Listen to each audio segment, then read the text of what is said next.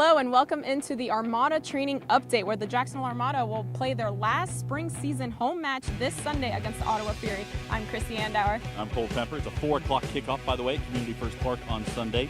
Today here on this segment, we're going to talk about the Armada bouncing back from the losses now that they've sustained over the last week plus. 21 yellow cards as well. That leads the league.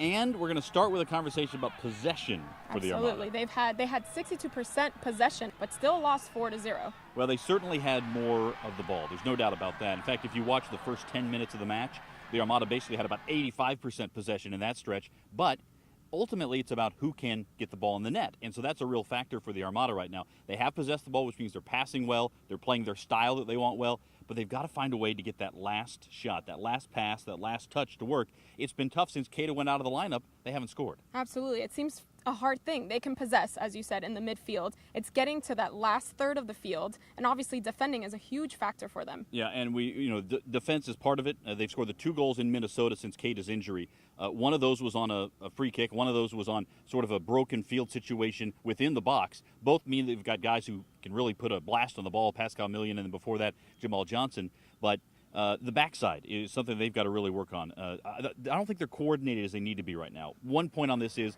they've only been together 4 or 5 months, and it takes a while to get everybody learning the same way. They definitely have the passion, as you just mentioned, but here's another thing that they're suffering with. 21 yellow cards, the second highest in the league.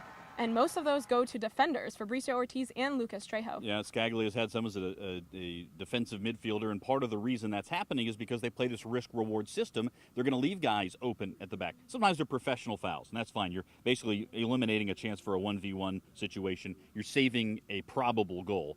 And I'm fine with guys picking up yellow cards. The issue is if you start losing players too often. After 5 yellow cards in the NASL, it's a 1-game suspension. After 8, it's another. So it becomes a little more of an accelerated situation. So guys like Trejo, guys like Ortiz, even Scaglia have to be careful. The Armada don't have great depth in the central defending area right now. They have decent depth, not great, and I don't think they can afford to lose too many of those guys all at the same time. We're also anticipating when Cato will return to the lineup and how much that impacts the midfield. If nothing else, you know where he's going to play, center forward, but how does that impact the rest of the formation? That's something we'll be keeping an eye on. Absolutely. And then the last thought for today is how they bounce back from all these losses so far and ending the season strong. Yeah, and it's nice that they can do it at home.